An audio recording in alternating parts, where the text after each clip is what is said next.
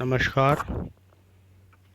मैं देवेश पाठक, सहायक आचार्य, राजकीय विधि महाविद्यालय बूंदी, आपका पुनः यूट्यूब चैनल के माध्यम से महाविद्यालय में स्वागत करता हूं, अभिनंदन करता हूं। जो हम सब्जेक्ट पढ़ रहे हैं, इंटरप्रिटेशन ऑफ स्टैट्यूट, कानूनों का निर्वचन या संविधियों का निर्वचन, उसमें जो नया टॉपिक आता है उसका नाम है हितप्रद अर्थान्वयन। इसका क्या तात्पर्य है उस हम चर्चा करेंगे और देखेंगे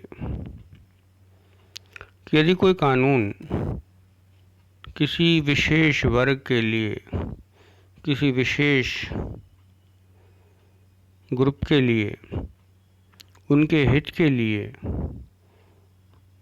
विधायिका के द्वारा बनाया गया है, तो ऐसी स्थिति में यदि कानून की भाषा अस्पष्ट है, स्पष्टता उसमें नहीं है, तो कुछ दशाओं को छोड़कर ऐसे कानून का जो निर्वचन है वह उस वर्ग के हित के लिए, जिस वर्ग के लिए वो कानून बनाया गया है, उस वर्ग के हित किसमें है, इस बात को ध्यान में रखते हुए न्यायालय के द्वारा उनका निर्वचन किया जाएगा, इंटरप्रिटेशन किया जाएगा।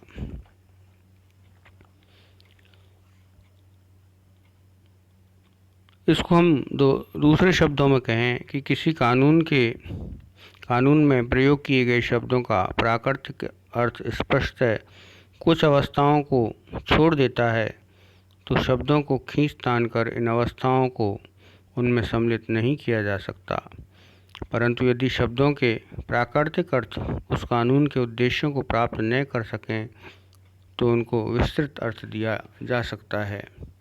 यदि ये शब्द विस्तृत अर्थ लेने योग्य हों, यदि किसी विधान जिसका साधारण उद्देश्य किसी विशिष्ट कोटि के व्यक्तियों को लाभ पहुंचाना है में कोई उपबंध अस्पष्ट है, जिससे उसके दो अर्थ निकलते हों, जिसमें से एक उस हित की रक्षा करेगा और दूसरा उसे नष्ट करेगा, तो वह अर्थ जो हित की रक्षा करे वही ठीक अर्थ माना जाएगा। छोड़ी गई अवस्थाओं की पूर्ति न्यायालय द्वारा नहीं की जा सकती, लेकिन जहां न्यायालय को एक विस्तृत अर्थ जो उसकी राय में विधायिका के उद्देश्य को अधिक अच्छी प्रकार पूर्ण करता है तथा एक सीमित अर्थ जो उसे अधिक अच्छी प्रकार नहीं अथवा बिल्कुल नहीं पूर्ण करता है, इन दोनों में से चुनना हो तो न्यायालय पहले अर्थ को ही चुनेगा। हितपथ अर्थान्वयन एक नियम होने की अपेक्षा एक प्रवृत्ति है। तो इस प्रकार से हम देखते हैं कि किसी वर्ग विशेष के हित के लिए यदि कोई कानून बनाया गया है और कानून की भाषा के दो अर्थ निकल रहे हैं, एक उस वर्ग के हित को प्रोटेक्ट कर रहा है तथा दूसरा अर्थ उस वर्ग के हित को प्रोटेक्शन नहीं दे रहा है, तो ऐसी स्थिति में हमें ये देखना होगा कि कानून का जो निर्माण है वो किसी विशेष वर्ग के ग्रुप को लाभ पहुंचाने के लिए किया गया है, इसलिए इसका वही अर्थान्वयन किया जाएगा, वही निर्वचन किया जाएगा जो कि जिस हित के लिए ऐसे कानून को बनाया गया था।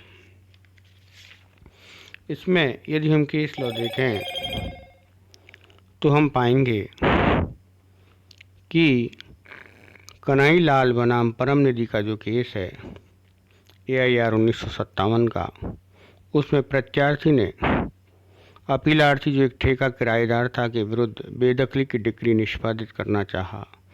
अपीलार्थी का तर्क था कि कलकत्ता ठेका किराएदारी अधिनियम 1949 जिसे पश्चिम बंगाल अधिनियम 1953 द्वारा संशोधित किया गया की धारा 5(1) के अंतर्गत निष्पादन की कार्यवाही सिविल न्यायालय द्वारा नहीं बल्कि केवल नियंत्रक द्वारा ही ग्रहण की जा सकती है। और चूंकि यह एक हितप्रद विधान है, अतः न्यायालय का कर्तव्य है कि अधिनियम का निर्वचन इस प्रकार न करें जिससे ठेका किराएदार के हितों की हानि हो। उच्चतम न्यायालय ने कहा कि जब तात्विक शब्दों का अर्थान्वयन दो प्रकार से हो सकता हो, जिसमें से एक कानून के उद्देश्य को के विरुद्ध हो जबकि दूसरा उद्देश्य को पूर्ण करे, तो दूसरा अर्थ ही ठीक है।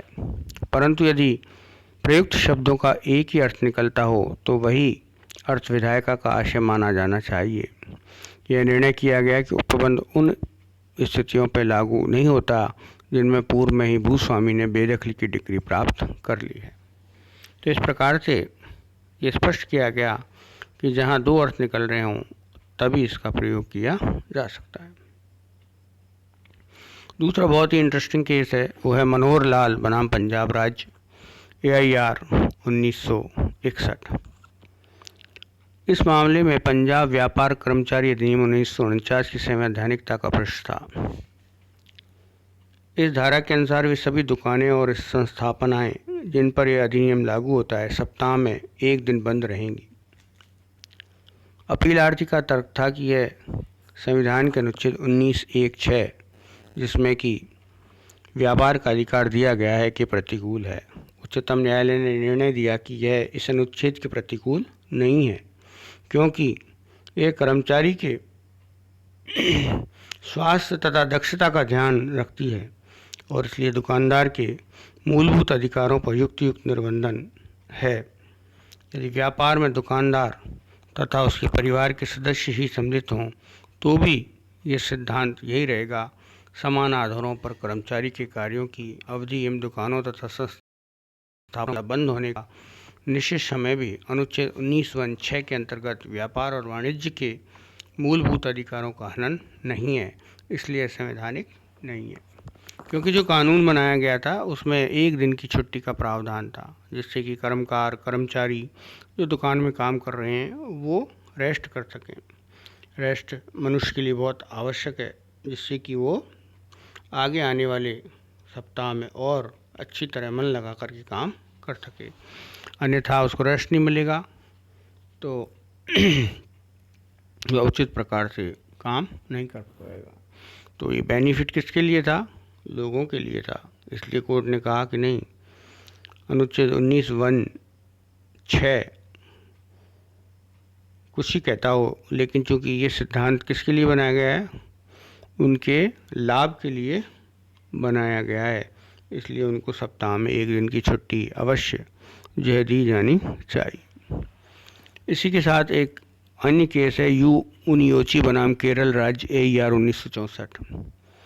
यह था कि न्यूनतम मजदूरी अधिनियम 1948 जिसके अंतर्गत राज्य सरकार को अधिकार प्राप्त है कि वे किसी भी उद्योग में न्यूनतम मजदूरी निर्धारित कर सकती है, संविधान के अनुच्छेद 19(6) के प्रतिकूल है, क्योंकि अधिनियम में न्यूनतम मजदूरी नहीं परिभाषित की गई है और नई नियोक्ता की मजदूरी देने की क्षमता को ध्यान में रखा गया है।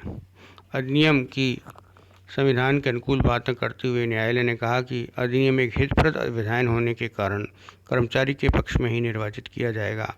एक अविकसित देश जहां बेकारी तथा एक बड़ी समस्या है, बेकारी एक बहुत बड़ी समस्या है, यह असंभावित नहीं है कि लोग लगभग भुखमरी के वेतन पर भी कार्य करने को राजी हो जाएंगे, पर ऐसा होने देना उचित नहीं है। तो कोर्ट ने न्यूनतम मजदूरी की वैधानिकता को जो चैलेंज किया गया था उसको वैध माना, चाहे 19 आर्टिकल में 19(1)(6) में ये अधिकार दिया गया है, मूल अधिकार दिया गया है व्यापार और वाणिज्य का, लेकिन ये जो अधिनियम है वो व्यापार और वाणिज्य को नियंत्रित नहीं करता है।